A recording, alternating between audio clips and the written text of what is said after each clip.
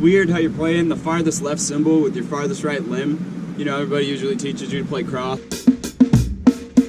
Doesn't it just make more sense to separate your hands? The cool part about playing open-handed is you can play around on the toms and with your effect cymbals while you're keeping your groove going with your left hand.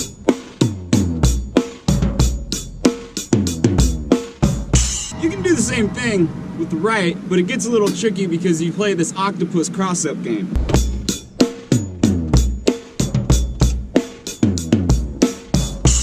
Would it make any sense for me to take my right hand and use the steering wheel and take my left hand and shift? First gear. Oh, this is really hard and weird. Oh, there it is, second gear. Okay. It's that simple. Just open up your hands, stick to a side, and play these drums like a boss.